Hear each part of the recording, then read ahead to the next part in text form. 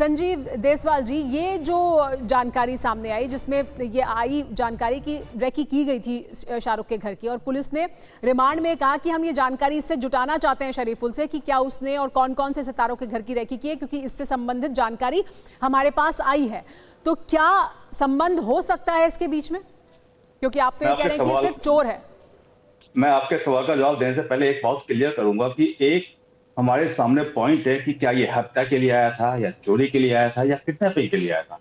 हत्या इसलिए मैं नहीं मान सकता क्योंकि इस हत्या को लेकर कोई हत्या करने नहीं आएगा, नंबर 1। नंबर 2, ऐसे स्टार की हत्या करने के लिए कम से कम ऐसा कहते इस टाइप का आदमी नहीं आएगा। नंबर 2, किडनैपिंग, क्या उस बच्चे को उसने बैग में डाल के ले जाना था या सर के ऊपर ले जाके उस ढक से उतरना था? किडनैपिंग भी नहीं हो सकती, इट इज नॉट पॉसिबल। उसके बाद आती है चोरी। चोरी, नंगे पैर कूदना, डक से जाना, सीढ़ी से जाना, फिर डक से जाना, फिर उस कहते रैलिंग को खिड़की को तोड़ना, ये सब एक शातिर चोर का ही काम था। पुलिस के लिए चैलेंज क्या है?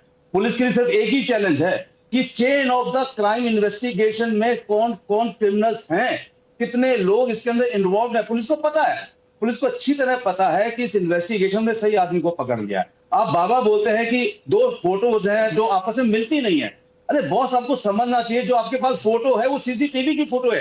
सीसीटीवी की फोटो को स्क्रीनशॉट लिया गया। स्क्रीनशॉट टीवी रेजोल्यूशन होता है, टीवी रेजोल्यूशन मेगापिक्सल्स नहीं होते हैं। जो दूसरी पिक्चर है वो आपके पास मेगापिक्सल के अंदर है। टीवी रेजोल्यूशन की पिक्चर मेगापिक्सल से मैच कर रहे हो। अरे सर, उन्होंने कहा है कि हमने फिल्टर यूज किए हैं, पुलिस ने कहा है कि हमने फिल्टर यूज किए पिक्चर को क्लियर करने के लिए, क्योंकि सीसीटीवी की जब फुटेज ली गई तो अंधेरे की ली गई। रेजुलेशन, लाइट और कहते इतने सारी चीजें, एंगल्स हैं, उस वजह से उस फोटो को क्लियर करने के लिए जब उस पे फिल्टर्स यूज किए गए तो बहुत ज्यादा वाइट हो गई, बहुत ज्यादा फोटो कहते बिगड़ गई। तो ये सारी चीज समझनी चाहिए। संजीव देसवाल जी, ये तमाम सवाल तो हैं, लेकिन मेरा सवाल आपसे दूसरा था। मेरा सवाल आपसे ये था कि मैं उसी का जवाब देता हूँ। जी हाँ, मैं उसी का जवाब देता हूँ। देखिए, इस वारदात से पहले ये शाहरुख खान क्या रेकी कर रहा था। मुझे ऐसा लगता है कि कहीं ना कहीं कोई ना कोई ऐसा गैंग है जो ये जानबूझकर सेलिब्रिटीज को निशाना बना रहा है, सेलिब्रिटीज के साथ कुछ ऐसा करना चाहता है जिससे बॉम्बे की जो हालात है वो खराब हो। ये इस कोई शक नहीं होना चाहिए, क्योंकि वो सेलिब्रिटी के ही घर में क्यों जाएगा 10 फ्लोर छोड़ के 11 फ्लोर?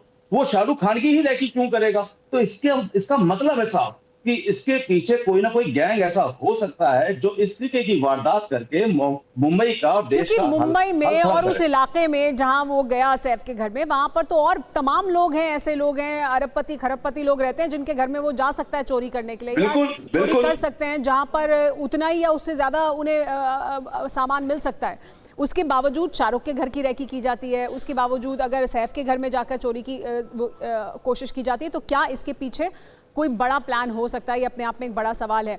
लेकिन आप फिर वापस सीसीटीवी का सवाल उठा रहे थे और इस वजह से प्रोफेसर हमारे साथ मौजूद हैं, फोरेंसिक एक्सपर्ट हमारे साथ मौजूद हैं।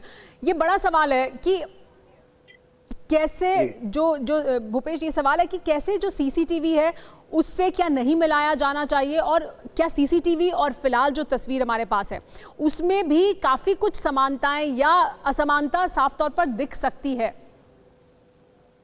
जी देखिए, यहाँ पर सबसे पहले हमें यह समझना होगा कि हमारे पास टोटल एविडेंसेस कितने हैं। जितना अभी हमें मीडिया के थ्रू पता चल रहा है, एक सीसीटीवी फुटेज है जो कि अपने आप में बहुत बड़ा एक डिजिटल एविडेंस है। फिर फिंगरप्रिंट्स की और फुटप्रिंट्स की बात आई। और फिंगरप्रिंट्स उस चाकू पर जो टुकड़ा रह गया वहां पर, या जो भी है, या जो रेलिंग है, पॉइंट ऑफ एंट्री है, जहां भी डक्ट वगैरह है, उस पर अगर फिंगरप्रिंट्स, मैंने अपने 20 साल के कैरियर में ये देखा है कि फिंगरप्रिंट्स की बेसिस पर बहुत कम केसेस सॉल्व होते हैं। मैं क्राइम सीन की बात कर रहा हूँ, मैं किसी प्रॉपर्टी पेपर्स की बात नहीं कर रहा हूँ, क्योंकि चांस प्रिंट मिलते हैं और चांस प्रिंट्स में रिच कैरेक्टरिस्टिक इतनी क्लियर नहीं होती।